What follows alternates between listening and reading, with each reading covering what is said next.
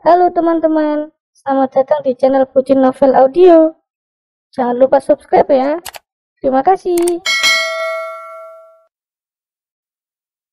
Episode 42.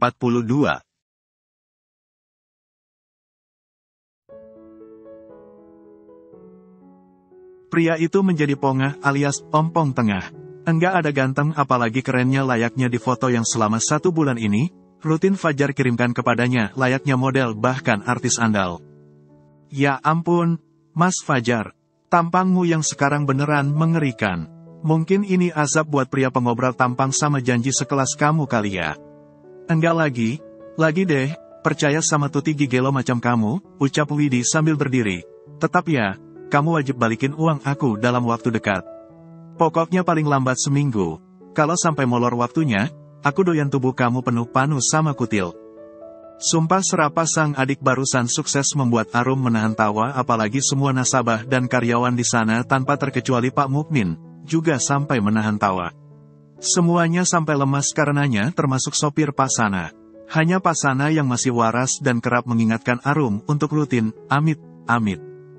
Ya Allah yo gigiku patah 2, ini beneran salahku. Ya, ini kalau gini, aku nggak bisa tuntut Arum apalagi minta ganti rugi, ya, batin Fajar.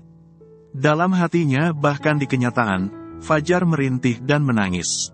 Sorenya, Kalandra yang baru pulang, buru mencari istrinya. Tanpa bersuara, kehadirannya yang melangkah cepat sambil menenteng 2 tas kerja sekaligus, diberi kode keras oleh sang mamah yang ada di dapur. Di dapur, Ibu Kalsum tengah meracik bahan bumbu bersama ketiga pekerja, menunjuk ke arah depan sebelah kiri yang dengan kata lain, kamar Kalandra sendiri. Setelah mengangguk, Kalandra langsung pergi dari sana. Awalnya, pria itu menerobos pintu kamarnya yang tidak dikunci, dengan buru-buru. Namun setelah mendapati sang istri yang meringkuk membelakangi pintu malah tidur, Kalandra langsung melakukan segala sesuatunya dengan hati-hati. Sekadar melangkah pun, pria itu melakukannya dengan mengendap-endap.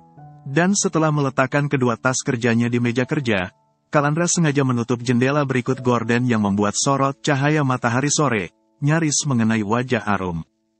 Kalandra sengaja menyalakan AC untuk menjaga kesegaran udara di sana, sebelum ia masuk kamar mandi untuk mandi. Seperti biasa, apalagi setelah mengetahui sang istri hamil, ia baru berani mendekati setelah yakin dirinya benar steril. Jadi, setelah sampai keramas dan ia pun sudah ganti pakaian, ia baru mendekati Arum. Di ranjang bayi depan Arum, Aidan juga tak kalah lelap dari sang mamah. Yang, bangun, bentar lagi maghrib. Kalandra yang berbicara lirih, memeriksa kedua tangan Arum maupun kedua kaki istrinya itu. Kedua tangan Arum maupun kedua kakinya tidak ada yang terluka bahkan sekadar lecet. Setelah hari ini Kalandra mengetahui istrinya baru saja melakukan penggerebekan kepada Fajar. Videonya sampai viral karena beberapa orang mengunggahnya ke Fabe. Namun tak seperti biasanya, Arum tidur sore, mirip Bilqis yang saat itu karena sangat kelelahan. Kalandra jadi khawatir. Aku mau makan es krim Mas. Itulah kalimat pertama yang Arum ucapkan seiring ia yang berangsur duduk. Mas, kok kamu natap akunya gitu? Aku beneran enggak kesurupan, Ini aku ketiduran setelah ngeloni Aidan. Soalnya, rasanya capek banget juga. Badan enggereges gitu, ini kayaknya, aku sudah mulai rasain sensasi hamil. Kali ini, Arum memang mengomel. Tapi tentu saja tidak separah dari ketika Arum mengomel kepada orang yang membuat wanita itu sepaneng, dan terakhir itu korbannya ya si Fajar. Omong si Fajar, Arum langsung ngakak.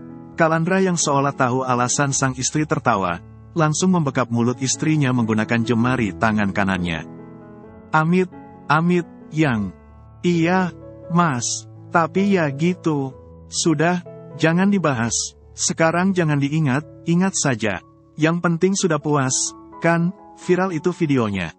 Belum, Mas, belum beres sebelum Widi dapat ganti rugi. Tapi kayaknya, korbannya juga bakalan bermunculan, dan mereka akhirnya sadar kalau selama ini, Fajar hanya gigelo. Ucapan Kalandra barusan tetap membuat Arum tertawa walau pria itu masih membekap mulut istrinya menggunakan jemari tangan kanan. Sedangkan tangan kiri Kalandra, sibuk mengelus perut Arum di tengah mulutnya yang tak henti berkata, amit, amit jabang bayi. Mas ini aku udah mandi, belum? Tanya Arum setelah wanita itu berhenti tertawa. Meski setiap Arum teringat pada nasib Kalandra, wanita itu juga akan kembali tertawa.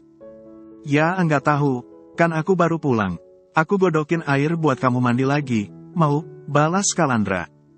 Tapi aku masih wangi, Mas, yakin Arum sambil mengendus aroma tubuhnya sendiri. Kalandra langsung menahan tawanya, menertawakan Arum. Mau mandi lagi enggak? Ya sudah, Mas. Aku mau mandi lagi saja, balas Arum yang kemudian merapikan rambutnya dan menguncirnya. Apa mau aku panggilin tukang urut? Badan kamu engreges meriang gitu, kan? Tawar Kalandra yang padahal baru akan meninggalkan Arum. Arum langsung menggeleng, enggak, Mas. Enggak perlu, nanti kalau memang kerasa banget, baru deh aku panggil tukang urut.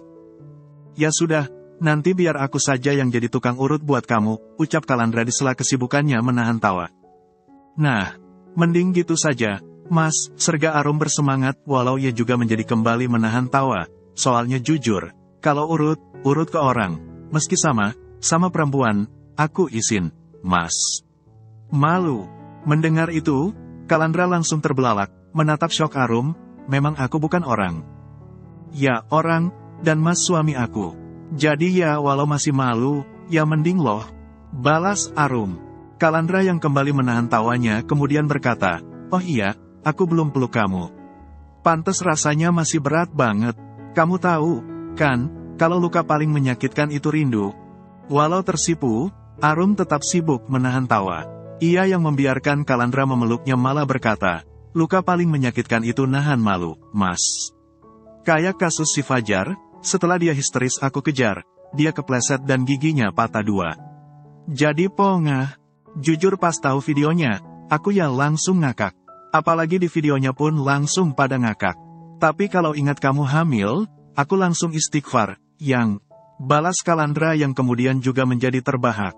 Arum juga menjadi tertawa sampai lemas. Itu videonya, emang heboh banget, ya, Mas. Rame banget, tapi istrinya tetap bela karena mungkin sudah tahu, usaha sampingan suaminya jadi gigelo. Balas-balas Kalandra. Oalah, pancan Angel kalau kayak gitu, Mas. Angel yang maksudnya susah ya, Mas. Bukan malaikat, balas Arum yang pada akhirnya tertawa. Membuat sang suami makin terpingkal, pingkal saja. Namun kasus semacam ini memang banyak, yang apalagi kan 2023, ekonomi dunia saja sudah diprediksi gelap. Manusia gelap macam Fajar, otomatis menghalalkan segala cara buat bisa bertahan. Sore menjelang petang, setelah Arum juga sampai kembali mandi menggunakan air hangat yang Kalandra siapkan, mereka sengaja jalan di kompleks rumah. Tak sampai menggunakan kendaraan, benar jalan kaki tanpa membawa Aidan yang memang masih tidur. Bocah itu dijaga oleh Ibu Kalsum. Satu hal yang tidak akan pernah Arum lupa dari tanggapan mamah mertuanya itu. Karena setelah mengetahui apa yang terjadi pada Fajar, Ibu Kalsum berdalih bangga kepada Arum. Yuk lihat renovasinya sudah sampai mana, ajak Kalandra yang memang sampai menggandeng Arum. Saking akurnya hubungan Arum dan Kalandra, tetangga yang melihat, termasuk itu bidan yang mengurus kehamilan Arum, sampai memuji. Mereka berdalih selalu merasa adem di setiap mereka melihat kebersamaan Kalandra dan Arum. 1 bulan lagi, harusnya sudah bisa beroperasi, kan, Mas? Tanya Arum. Bentar coba, aku lihat, balas Kalandra. Mereka baru sampai di depan gerbang rumah Kalandra yang memang sudah sampai direnovasi habisan menjadi rumah makan yang jatuhnya malah mirip restoran mewah. Ih, Mas, ada tukang sempol, telur gulung sama bakso goreng. Aku mau, rengek Arum tiba-tiba. Di seberang mereka, abang tukang sempol dan aneka gorengan, memang tengah jadi rebutan anak Anai yang mau berangkat ngaji. Oke, kita antre. Tuh anak saja antre, Kalandra membawa Arum mengantre. Mama sama papa kayaknya juga suka. Nanti kita beliin sekalian, ucap Kalandra. Setelah semua anak yang jumlahnya ada 11 bocah, pergi, giliran Arum dan Kalandra yang maju. Tinggal dikit, ya, Mas, tanya Arum basa-basi. Iya, Mbak, tinggal ini, ucap penjualnya santun.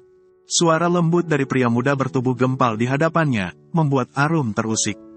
Arum menatap saksama wajah di hadapannya, dan, "Dika, sekarang kamu jualan keliling," serga Arum. Kalandra yang juga langsung penasaran, berangsur melongok wajah si pria yang sebagiannya memang tertutup topi. Benar, itu wajah Dika. Wajah yang memang sangat mirip dengan wajah yang ada di foto karena biar bagaimanapun, sebelumnya, mereka belum pernah bertemu secara langsung. "Bah Arum, pria muda itu sungguh Dika." Tak beda dengan Pak Mukmin, Dika yang juga sudah terbilang lama tak bertemu Arum secara langsung, memang pangling. Itu apinya kecilin, sudah berasap gitu, tegur Kalandra yang sambil mengamankan Arum. Ia menuntun Arum untuk mundur, mengamankannya di belakang punggungnya. Dika terlihat sangat gugup bahkan cenderung malu. Baik Kalandra maupun Arum menyadarinya. Pria muda itu menjadi serba salah dalam melakukan segala sesuatunya. Apinya kecilin, Dik, Arum cukup berseru. Iya, Mbak, Dika benar gugup. Itu sisanya ada berapa? Goreng semuanya saja, ucap Kalandra masih belum mengizinkan Arum mendekati Dika. Mendengar ucapan Kalandra barusan, Dika langsung bengong menatap tak percaya Kalandra. Pria tampan itu langsung mengulangi titahnya, seolah mengetahui maksud dari tatapannya. Benar semuanya, Dika memastikan. Kalandra segera mengangguk tanpa sedikit pun keraguan. Ini masih ada 30-an, lanjut Dika. Ya enggak apa, balas Kalandra. Sudah goreng semuanya saja. Ini dari dulu, kamu kayak gitu, jualan kenapa? Lagian kamu kan dikuliahin mahal. Mahal? Masa iya? Enggak ada inovasi buat bikin usaha dari dulu. Sergah Arum mulai mengomel. Dika meringis ketakutan. Arum dan Kalandra dapati, mantan adik ipar Arum itu sampai gemetaran. "Itu kamu ambil dari orang? Apa buat sendiri?" tanya Kalandra yang kemudian membimbing Arum untuk duduk di pinggir trotoar. Sambil menunggu Dika membuatkan pesanan mereka, Kalandra sengaja mengajak Arum duduk lebih santai untuk sama menginterogasi Dika. Awal sih Mas Angga yang buat, tapi 2 hari ini, Mamah yang buat, cerita Dika layaknya maling yang tertangkap basah. Di beberapa kesempatan, Dika sampai refleks mengusap keringat di wajah dan sekitar lehernya menggunakan lengan panjangnya, secara asal. "Jadi, sudah berapa lama kamu jualan gitu?" lanjut Arum. Dika tak langsung menjawab, dan lagi menatap takut Arum lebih dulu. "Semingguan, Mbak." "Terus, sekarang kamu tinggal di mana? Sama Mama, kan? Cantik apa kabar?" lanjut Arum. "Di kontrakan yang dulu, Mbak. Kami ngontrak di sana lagi. Terus Cantik, sudah dikasih ke..." Dika tak kuasa melanjutkan ceritanya hanya karena ia membahas mengenai Cantik. "Dikasihin ke siapa? Ih, kalian sembarangan banget asal kasih anak. Terus, itu memang si Mbak Anggun sama Supri, belas enggak urusin," lanjut Arum emosi. Di sebelah Arum, Kalandra menghela napas pelan, kemudian merangkul sang istri, menenangkannya. Dika pun menjelaskan mengenai Cantik yang ternyata mengalami gizi buruk. Cantik dibawa oleh petugas khusus untuk menjalani penanganan secara intensif. Sementara Anggun dan Supri masih dicari oleh polisi karena telah menelantarkan Cantik, selain keduanya yang memaksa anaknya menjadi pengemis. Amit, batin Kalandra sambil usap perut istrinya. "Astagfirullah ya Allah," lirih Arum yang menjadi sibuk menghela napas pelan saking tak habis pikirnya pada Anggun maupun Supri. "Terus si Septi apa kabar? Benar, rumah sama dealer apa showroom orang tuanya sudah dijual?" lanjut Arum lagi. Dika yang beres menggoreng semuanya berangsur mengangguk. "Iya, Mbak. Sekarang mereka ngontrak di dekat pasar kecamatan. Kenapa enggak ngontrak bareng saja kayak dulu, biar jauh lebih irit pengeluaran," ujar Kalandra menatap heran Dika. Mantan terindah dari Septi itu meringis tak berdosa kepadanya. "Nggak mungkinlah Mas, si Angga pasti was-was. Septi kan mengandung lem yang bisa dengan mudah nempel. Apalagi Dika sama Septi kan mantan," ujar Arum menjawab pertanyaan sang suami. "Walah iya ya, lupa, hubungan kalian kan sembulet itu. Anak Septi saja, statusnya anak tirinya mbahnya si Angga," ujar Kalandra.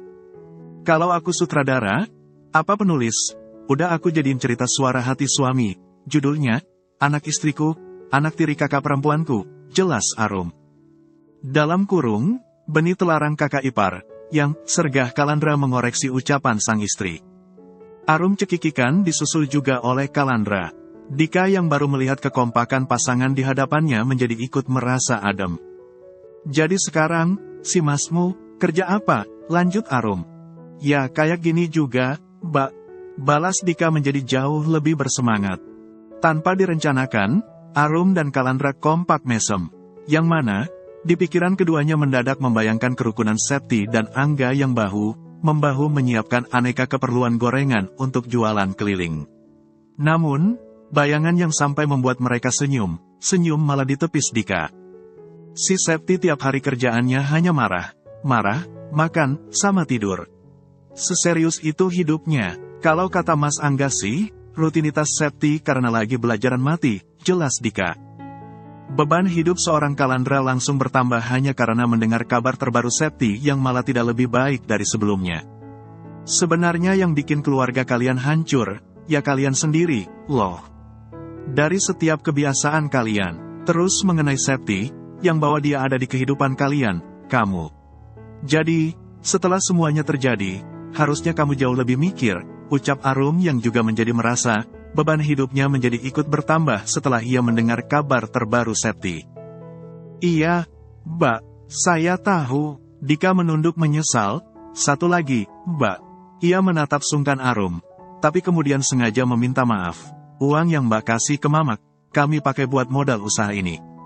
Mendengar itu, Arum langsung menangis. Jujur, Arum bahagia. Uluran tangannya bisa menjadi jembatan Dika sekeluarga menyambung hidup.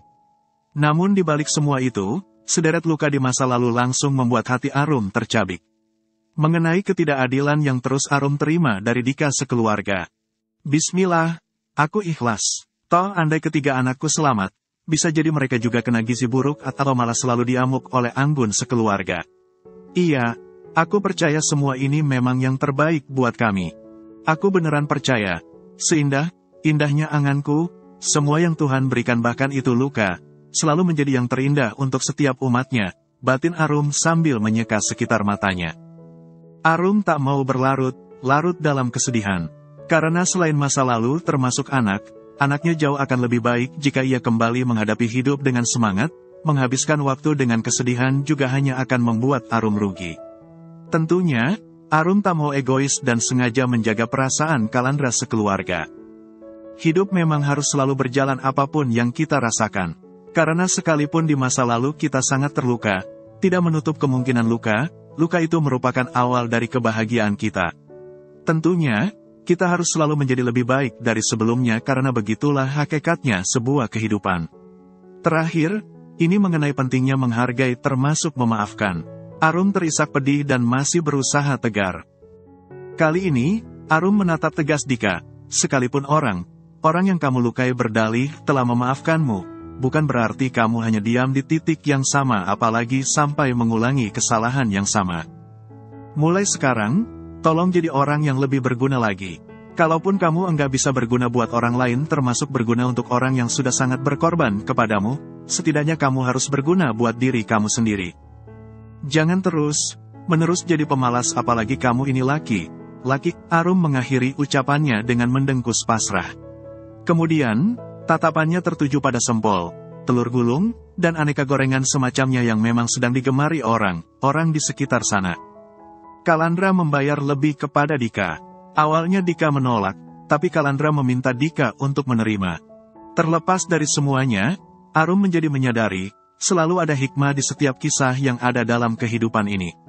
Baik itu kisah membahagiakan, bahkan yang paling menyakitkan sekalipun. Dan Arum, benar sudah merasakannya. Keesokan harinya dan kebetulan hari libur, Widi yang datang untuk mengambil pesanan ayam maupun bebek ungkep, mendadak diinterogasi oleh Kalandra sekeluarga. Menjadi bagian dari mereka, Widi juga berkesempatan merasakan hangatnya keluarga yang sesungguhnya. Lagian, kok bisa? Maksudnya, gimana ceritanya? Kok kamu malah pacaran sama si Fajar? Komentar Kalandra yang baru kembali menjadi bagian dari kebersamaan Arum dan Ibu Kalsum, maupun Pasana. Di ruang keluarga, ketiganya masih menginterogasi Widi. Ya, Widi yang duduk di sofa tunggal sebelah Arum, tak bisa menjawab. Jika mengingat hubungannya dan Fajar yang baru seumur jagung, Widi mengakui semuanya sangat indah. Widi merasa, masa depannya akan cerah andai mereka sampai menikah. Hanya saja, kenyataan malah tak sejalan karena pria itu hanya memanfaatkannya. Tak semata Fajar yang ternyata bukan perjaka, melainkan Fajar yang memang sudah terbiasa memanfaatkan setiap wanita yang didekati, atas seizin istri guna mendapat penghasilan tambahan. Sekarang kejahatan beneran super ngeri, sih. Itu kemarin aku nonton. Bertahun-tahun jadi istri polisi. Tuh ibu protes ke atasan suaminya kan. Kok enggak pernah ngerasain gaji suaminya yang polisi. Dan ternyata, si suami ini hanya polisi gadungan, ucap Arum. Bertahun-tahun lamanya si suami sengaja membohongi istri sekeluarga.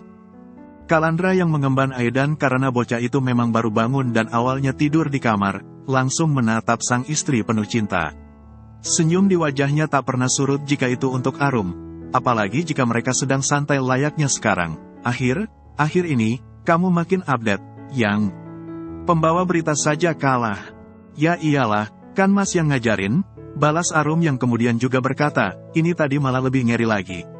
Yang sosialita apa, artis di Hong Kong. Ya Allah, edian banget. Enggak kebayang gimana perasaan orang tua apa orang terdekat korban. Ada kasus apa lagi? Gitu, sambut Kalandra yang langsung duduk di sebelah Arum sambil tetap memangku Aidan yang ia suapi Puff. Sesekali, ia yang menjadi doyan Puff selaku camilan favorit Aidan, juga akan memakannya sendiri. Jangan, Mbak, nanti yang ada, suamimu muntah sampai lemes, ujar Ibu Kalsum. Ya sudah, kita balik ke Widi lagi, sambung Arum antusias. Nah, iya, itu pacarmu sekarang jadi banyak kasus kayaknya gara pacarnya pada nuntut ganti rugi setelah mereka tahu, ternyata mereka hanya dikibuli, ujar Pasana yang duduk di sebelah sang istri. Lebih tepatnya, ia dan Ibu Kalsum duduk di sofa yang sama dengan Arum maupun Kalandra. Semua mata sekaligus perhatian, kembali tertuju kepada Widi. Yang diperhatikan pun menjadi salah tingkah. Antara sedih sekaligus malu.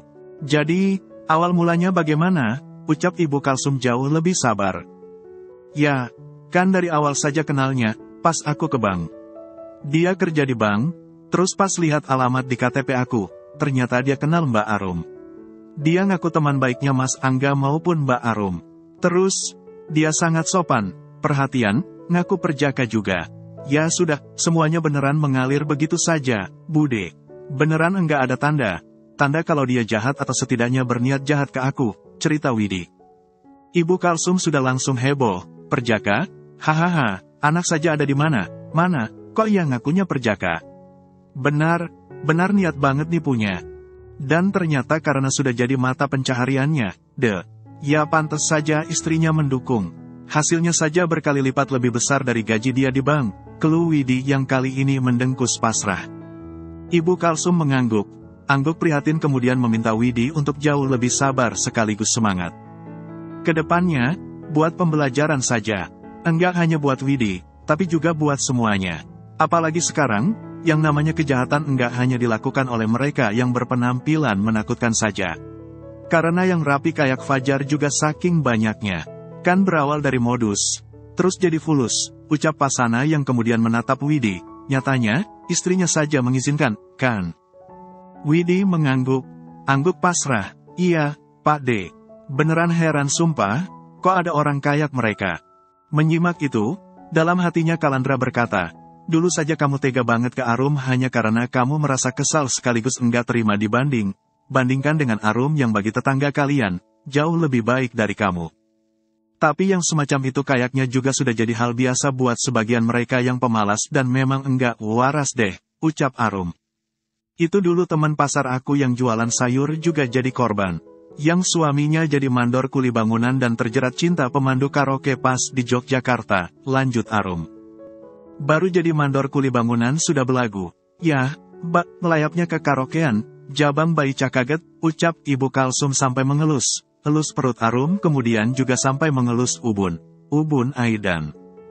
Arum mengangguk, tapi asli, si suami wanita pemandu karaoke-nya, enggak masalah kalau istrinya jadi pemandu karaoke sekalian merangkap jadi simpanan atau sekadar gula. Nah, Suami temanku yang awalnya mandor bangunan ini telanjur tergila-gila, tetap memilih pemandu karaoke ini hanya karena dia merasa, si wanita ini jauh lebih perhatian dari istrinya. Bersambung dulu ya teman-teman.